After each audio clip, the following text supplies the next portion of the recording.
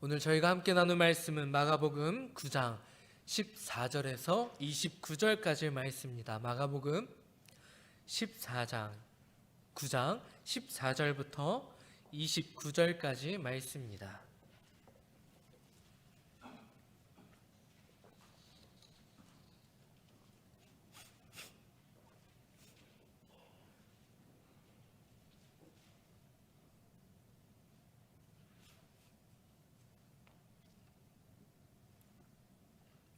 오늘 말씀이 길지만 함께 한 목소리로 합독하겠습니다.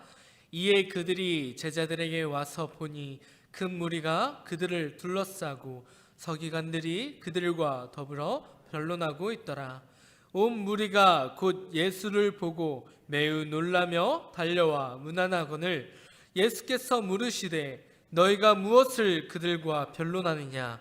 무리 중에 하나가 대답하되 선생님, 말 못하게 귀신 들린 내 아들을 선생님께 데려왔나이다.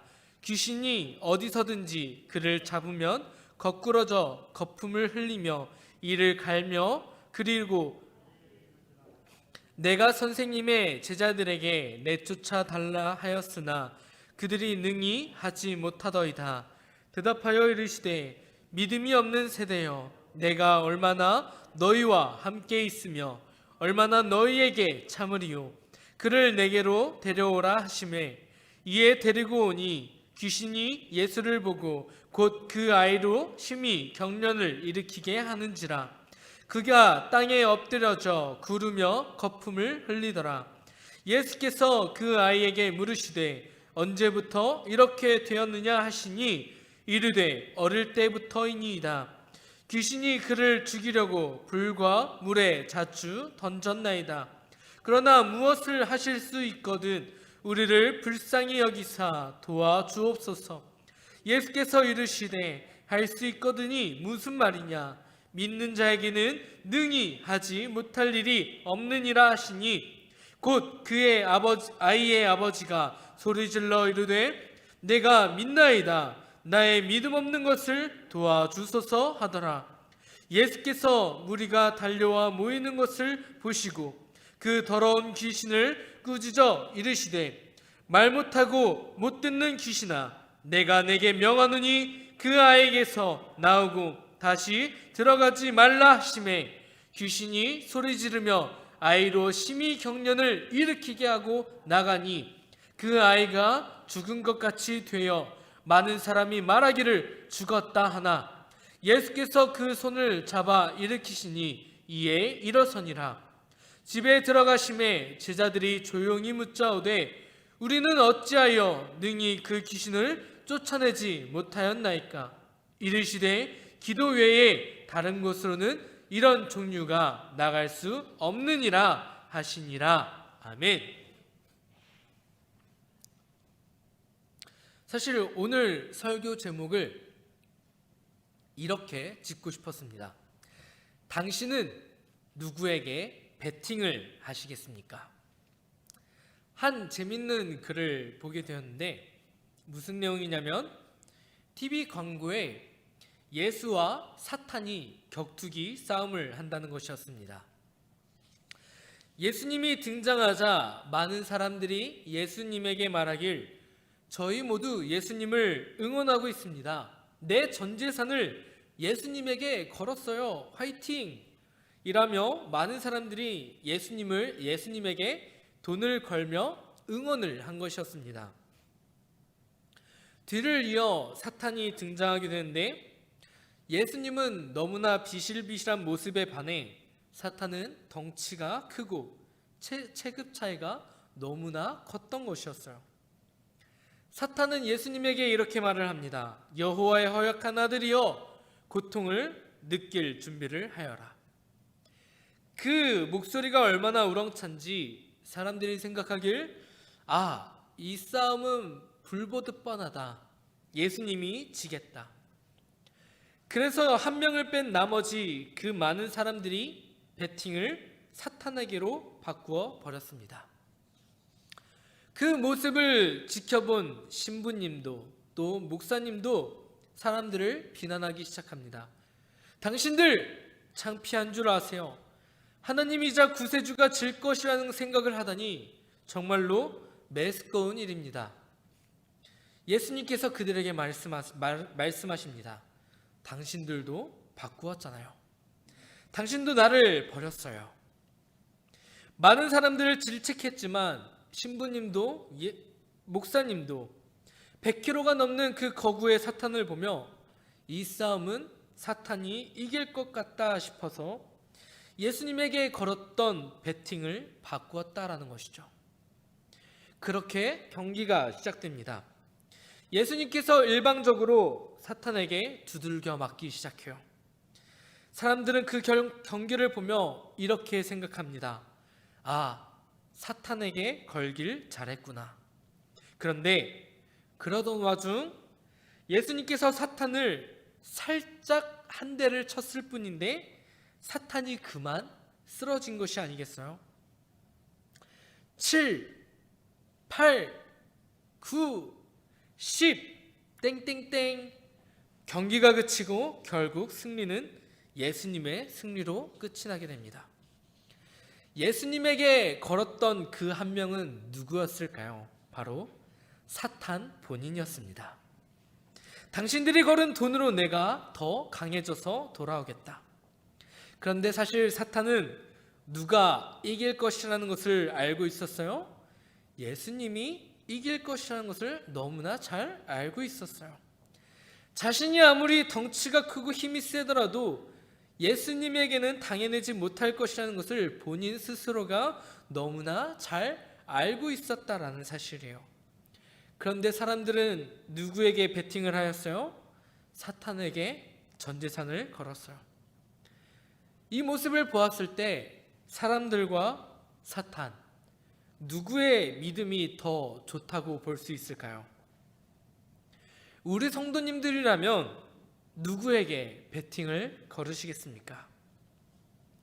사실 이 예화는 우스갯소리일지 모르겠지만 오늘 말씀을 보면 이 우스갯소리와 같은 그 사람들의 믿음이 또 예수님의 제자들이 그리고 아이의 아버지의 믿음과 굉장히 흡사하다라는 것입니다. 오늘의 말씀, 이 말씀이 마태, 마가, 누가복음에서 반복해서 기록되어 있을 정도로 중대한 사건이었음을 알 수 있는데 그 말인즉슨 우리들이 살아가는 생활 속에서 충분히 부딪힐 수 있는 문제다라는 것이죠. 우리의 삶의 문제에서 어떤 일들이 닥쳐왔을 때 과연 이것이 예수님을 믿는다고 해결할 수 있는 것인가? 도무지 확신할 수 없는 믿음, 그러한 믿음이 우리에게는 있지 않은가? 우리의 믿음의 베팅에 있어서 과연 나는 예수님에게 걸 수 있는 그 확실한 믿음이 있는가? 돌아보시기를 소망합니다. 오늘의 말씀 14절의 말씀을 보면 서기관들이 제자들과 변론을 하고 있다라고 말하고 있습니다. 무엇에 대한 변론이에요? 한 아이가 있는데 그 아이에게 귀신이 씌었다는 것입니다. 귀신이 그 아이에게 붙어서 말도 못하게 하고 땅에 넘어지게 하기도 하고 또 입에 거품을 물고 이를 갈면서 그 아이를 뻣뻣해지게 만든다라는 것이죠. 그 아이의 아버지는 예수님의 제자들에게 귀신을 내쫓아달라고 부탁하게 되는데 이것이 제자들과 서기관들의 갈등을 만들게 되고 그로 인하여서 제자들의 믿음이 더 나아가 아버지의 믿음을 확인할 수 있는 사건이 되기 시작합니다. 만약 그들이 예수님께서 내려오실 동안 기다렸다가 내려오시면 그때 예수님께 부탁합시다 라고 말을 하였더라면 문제가 전혀 되지 않았을 것입니다. 그런데 제자들이 그 아이를 고쳐보겠다고 그런데 고치지를 못하니까 문제가 생긴 것이죠. 그리고 그 과정을 지켜본 서기관들, 성경에는 예수님의 제자들과 변론을 하고 있었다라고 말하였지만 사실은 그들을 조롱하고 있었을 것이에요. 너희들이 예수님의 제자라고 하지만 왜 이 귀신 들린 아이를 고치지 못하느냐? 너희들이 진정으로 예수님의 제자가 맞긴 하느냐? 너희들에게 있어서 과연 능력이 있는 것이냐? 사실 예수라는 사람도 사기꾼 아니냐? 아마 이런 온갖 조롱들을 들었을지 몰라요.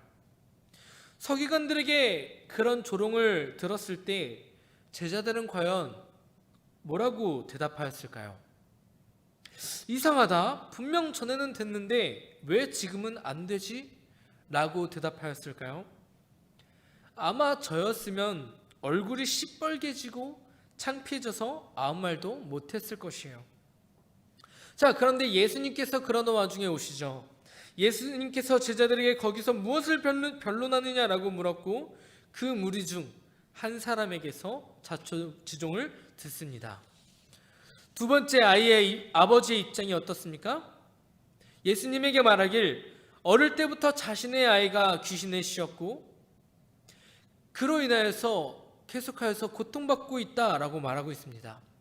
학자들은 이것을 귀신에 의한 간질병으로 보는데 혈루병 여인과 마찬가지로 오늘날로 따지자면 용한 무당에게 찾아가기도 했을 것이고 또 병을 잘 고친다는 의사부터 신령하다고 하는 많은 사람들에게 찾아가서 이 문제를 해결받고자 했을 것입니다. 그런데 전혀 고쳐지지가 않았어요. 그러던 와중 예수라는 사람이 내가 사는 마을에 온대요. 소문을 듣자 하니 이 예수라는 사람이 병도 고쳐주고 귀신을 내쫓아준다고 합니다. 그 사람에게 가면 뭔가 해답이 있을까 싶어 찾아갔더니 예수라는 사람은 없고 제자들만 있어요. 그래도 제자들에게 부탁하면 뭔가 해결되지 않을까 싶어서 믿져야 본전이니 부탁을 했더니 역시나 이번에도 다른 사람들과 마찬가지로 내 문제가 해결되지 않았어요. 그때 예수라는 사람이 옵니다. 다른 사람으로부터 내 아이의 병을 들었어요. 그러자 예수라는 사람이 내 아들을 데리고 오라라고 하는데 그의 제자들도 해결을 하지 못하였는데 스승이라고 다를까 싶지만 반신반의하면서도 그 말씀에 따라요. 그렇게 조금의 희망을 붙잡습니다. 그 아이의 솔직한 심정을 표현하고 있는 것이 바로 22절 말씀입니다. 무엇을 하실 수 있거든 도와주시옵소서. 물론 이 아버지의 말이 믿음이 없는 말이지만 최대한 솔직하게 아버지의 입장에서 말하고 있는 것이죠. 제발 좀 도와주세요. 예전에 응급실을 담당하는 의사들의 인터뷰를 본 적이 있는데 그들에게 있어서 가장 안타까운 것이 어린아이들이 심한 사고를 당해 응급실을 찾아온 것이다 라고 말을 하더라고요. 부모들의 간절함을 보았을 때 의사로서 무엇이든지 해주고 싶은데 무언가 더 할 수 없을 때 자신의 한계가 너무나 답답하다라는 거예요. 그 현장을 보기가 힘들대요. 이 아버지의 심정이 그러지 않았을까요? 오늘은 나을 거야 하며 도움을 요청하였지만 매번 그 결과가 안 좋음에도 불구하고 어떻게든 이 아이를 낳게 하는 일이라면 지푸라기라도 잡는 그 간절한 말이죠. 이 아버지가 그렇다라는 거예요. 부모의 마음. 그런데 어떻게 됩니까? 이 아이는 예수님 앞에서도 심히 떨며 간질을 일으켜요. 그 모습을 본 많은 사람들은 무슨 생각을 하였을까요? 아, 예수라고 해서 별거 없구나.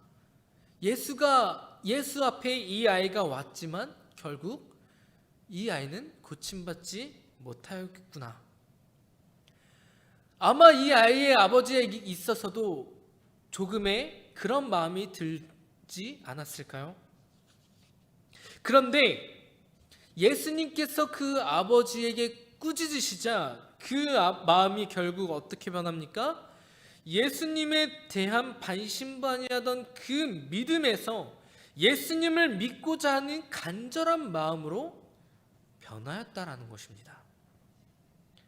제자들이 고치겠다는 그 믿음과 아이를 낳게 하고자 하는 그 아버지의 믿음을 통해서 우리에게 깨닫게 하는 바가 무엇이었을까요?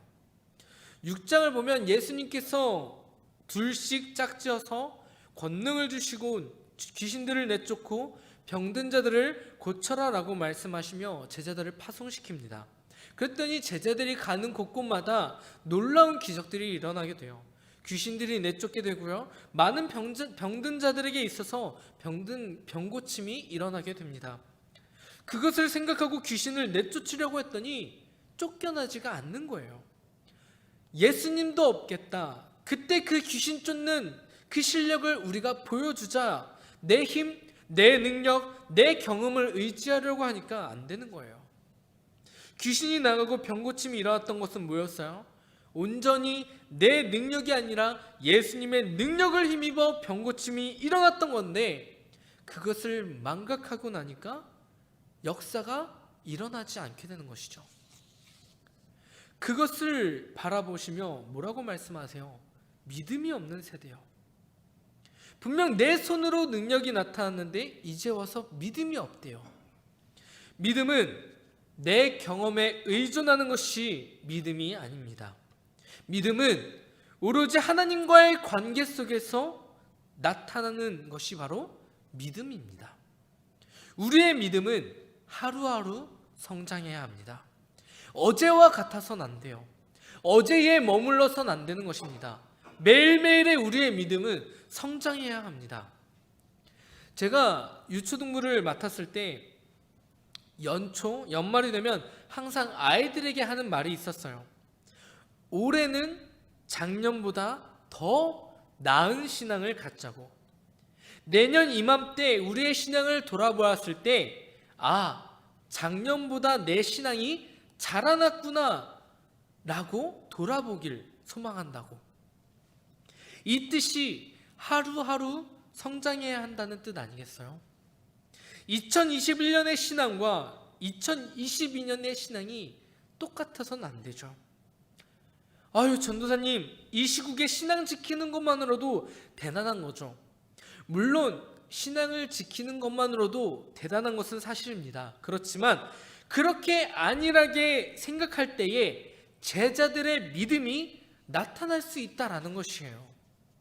또한 제자들의 실력만 보고 예수님에 대한 불신했던 그 아버지의 믿음, 예수란 사람이 대단하곤 하지만 이 아이를 고칠 수 있겠어? 차라리 다른 걸 도와달라고 할까? 라고 했다면 그에게 있어서 믿음이 자라나지 않았을 것입니다. 그런데 예수님의 그 가르침으로 인하여서 아버지가 어떻게 바뀌게 됩니까? 내가 믿나이다, 나의 믿음 없는 것을 도와주옵소서. 결국 제자들의 믿음도 부족하고 아버지의 믿음도 부족하지만 아버지의 그 믿음 없는 것을 인정하고 예수님께 간절히 구하였기 때문에 그 아버지의 고백에 의하여서 능력이 나타나게 된 것입니다. 아버지에게서는 예수님을 믿는 믿음이 생겨난 것이고, 아이에게서는 귀신으로부터 해방되는 그 해방함이 생겨난 것이고. 말씀을 맺겠습니다. 현재 나의 믿음은 어디에 위치하였습니까? 아버지의 그 반신반의하는 그 믿음으로 말미암아 세상을 향해, 사탄을 향해 언제든지 갈 수 있는 그런 믿음이 있습니까? 아니면 오직 예수 그리스도만을 붙잡고 그 어떤 고난과 역경이 닥쳐올지라도, 그 불가능에 가까운 영역에 있을지라도 확고한 믿음을 가지고 나아가는 그런 믿음이 있습니까? 내 믿음이 연약하다면 하나님, 나의 믿음이 없는 것을 도와주소서 고백하며 단단한 그런 믿음을 구하기를 소망합니다. 예수님께서는 제자들에게 믿음 없는 세대여라고 말씀하세요. 이 말씀이 오늘날을 살아가는 저희들에게 향한 메시지가 되지 않기를 소망합니다. 우리의 신앙이 기도로서 하루하루 성장해 나아갈 때에 그 능력이 더욱더 커지게 될 것이며, 또한 삶의 현장에 놀라운 역사가 일어날 것입니다. 오늘 말씀 29절 말씀을 우리 다시 한번 읽어볼까요? 29절 말씀 다시 한번 읽겠습니다. 시작. 이르시되 기도 외에 다른 것으로는 이런 종류가 나아갈 수 없느니라. 아멘. 그렇습니다. 오늘의 말씀의 핵심 내용은 이거예요. 기도 외에는 우리의 믿음이 성장하지 않는 것이고 이런 기적과 같은 놀라운 일들이 일어나게 되지 않는 것입니다. 기도하기를 소망합니다. 하나님께 나의 부족한 연약한 그 믿음을 솔직하게 인정하고 하나님 앞에 고백하시길 소망합니다. 하나님, 나에게 단단한 믿음을 허락하여 주시옵소서. 그 믿음을 가지고 나아갈 때에 하나님께서 우리에게 하루하루가 놀라운 그런 기적과 같은 역사가 일어나는 그런 고백을, 그 경험을 하시는 우리 성도님들이 되시기를 간절히 소망합니다.